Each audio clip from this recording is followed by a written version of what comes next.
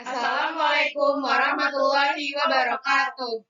Kami dari kelompok 5 ingin mempresentasikan bab 8 materi gelombang. Di sini saya Syafira Aulia sebagai ketua ingin memperkenalkan anggota. Yang pertama ada Dipa, yang kedua ada Hanum, dan yang terakhir ada Faiza. Selamat menyaksikan. Bab 8 gelombang. Apa itu gelombang? Gelombang adalah perambatan energi dari satu tempat ke tempat lain tanpa menyeret materi yang dilewatinya. Gelombang dapat disebut juga dengan getaran yang merambat. Seperti pada halnya sudah tertera di dalam Al-Quran, yaitu surat An-Nur ayat 40. Yang pertama, gelombang berdasarkan medium merambatnya dibagi menjadi dua, yaitu gelombang mekanik dan gelombang elektromagnetik. Gelombang mekanik adalah gelombang yang memerlukan medium perambatan, sedangkan gelombang elektromagnetik adalah gelombang yang dapat merambat baik melalui medium ataupun tanpa medium. Adapun contohnya di sini ada contoh gelombang mekanik dan gelombang elektromagnetik. Contoh dari gelombang mekanik adalah yang pertama, gelombang bunyi, gelombang tali, dan gelombang air laut. Sedangkan contoh dari gelombang elektromagnetik adalah cahaya, gelombang radio, inframerah, dan sinar ultraviolet. Yang kedua, gelombang dibedakan berdasarkan arah getar dan arah rambatnya, dibagi menjadi dua, yaitu ada gelombang transversal dan gelombang longitudinal. Gelombang transversal adalah gelombang yang arah getarnya tegak lurus dengan arah rambatnya, sedangkan gelombang longitudinal adalah gelombang yang arah getarnya sejajar dengan arah rambatnya. Oke, di sini ada contoh gelombang transversal pada tali, seperti yang terlihat pada gambar. Nah, dia arah rambat gelombangnya menuju ke kanan, namun arah getarnya itu ke atas dan ke bawah.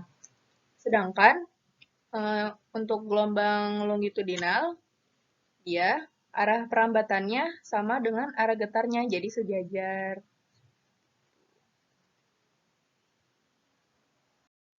Oke, selanjutnya adalah gejala atau karakteristik gelombang.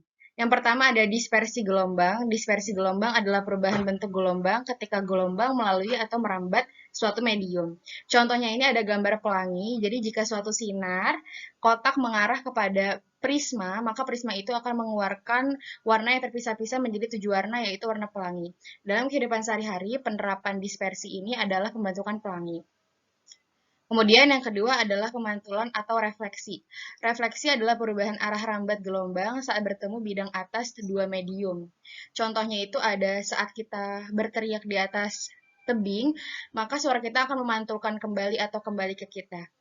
Nomor 3 ada difraksi gelombang. Difraksi adalah pelenturan atau penyebaran gelombang saat melalui celah sempit. Yang keempat ada pembiasan gelombang. Pembiasan merupakan peristiwa pembelokan arah lintasan gelombang karena melalui dua medium yang berbeda. Nah, di sini ada rumusnya, yaitu N sama dengan C per V. Keterangannya, N adalah indeks biasa, C adalah cepat rambat cahaya di ruang hampa, V adalah cepat rambat cahaya di dalam medium tertentu. Nomor 5 adalah interferensi gelombang. Interferensi gelombang adalah perpaduan antara dua gelombang cahaya. Interferensi gelombang bisa diamati dengan jelas jika berkas kedua gelombang bersifat koheren. Interferensi dibagi menjadi dua, yaitu konstruktif menguatkan dan destruktif melemahkan. Contohnya bisa kita lihat dari gambar di samping ini. Yang terakhir atau yang keenam, polarisasi gelombang. Polarisasi adalah terserapnya sebagian arah getar gelombang. Hal itu menyebabkan gelombang keluaran hanya memiliki satu arah saja. Gejala polarisasi ini hanya bisa terjadi pada gelombang transversal. Seperti gambar di samping, ini adalah contoh dari polarisasi. Lanjut ke contoh soal. Gelombang air laut mendekati perahu dengan cepat rambat 10 meter per second. Jika jarak antara dua puncak gelombang yang berdekatan adalah 2 meter, tentukan periode dan frekuensi gelombangnya.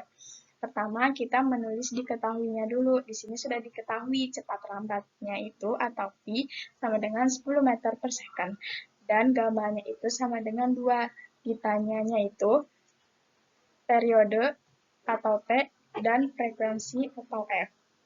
Nah, kita memakai rumus kecepatan sama dengan gamma per T. Karena kita menentukan periode, berarti dibalik.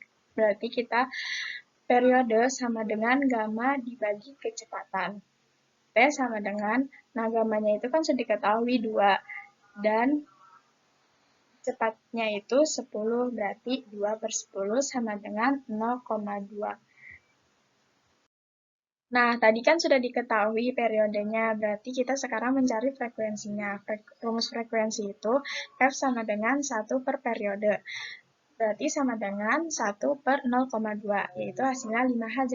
Jadi, periode dan periode gelombangnya berturut-turut adalah 0,2 second dan 5 Hz. Sekian dari kelompok kami. Semoga dapat dipahami dan dapat dimengerti. Kurang lebihnya mohon maaf. Wassalamualaikum warahmatullahi wabarakatuh.